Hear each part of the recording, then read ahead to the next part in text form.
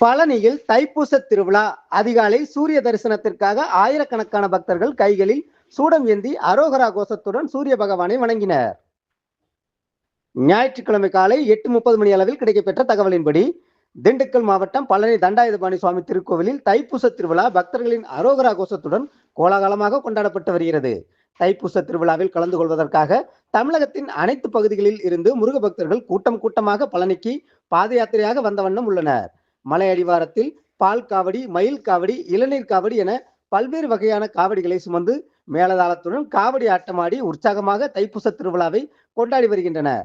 தைப்பூச திருவிழாவின் இன்று அதிகாலை சண்முக நதி இடும்பன்குளம் பகுதிகளில் ஆயிரக்கணக்கான பக்தர்கள் சூரிய பகவானை வணங்கியும் கைகளில் சூடம் ஏற்றி அரோகரா அரோகரா என்ற கோஷத்துடன் வழிபாட்டு வருகின்றனர். மேலும் ஆண்களும் பெண்களும் முருக பக்தி பாடல்களை பாடியபடி கிரிவலம் வந்து மலை மீது சுவாமி தரிசனம் செய்ய செல்கின்றனர்.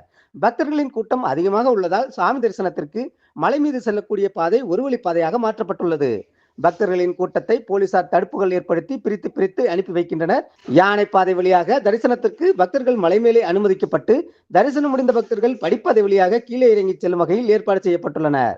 மலை மீது பக்தர்கள் கூட்டம் அதிக அளவில் உள்ளதால் 3 முதல் 5 மணி நேரம் காத்திருந்து பக்தர்கள் சுவாமி தரிசனம் செய்து வருகின்றனர். மேலும் மாலையில் நடைபெறக்கூடிய தைப்பூச திருவிழா தேரோட்ட நிகழ்ச்சியில் கலந்து கொள்வதற்காக பக்தர்கள் பலரும் ஆர்வமுடன் ஆங்காங்கே காத்திருக்கின்றனர். திருவிழாவிற்கு வரும் பக்தர்களுக்கு தேவையான அடிப்படை வசதிகளை கோவில் நிர்வாகம் செய்துள்ளது.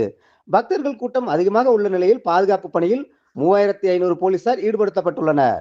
மேலும் பழனிக்கு பாத யாத்திரையாக வந்த பக்தர்கள் சொந்த ஊருக்கு திரும்பி செல்வதற்காக பழனியிலிருந்து தமிழகம் முழுவதும் 500 சிறப்பு பேருந்துகள் இயக்கப்படுகிறது.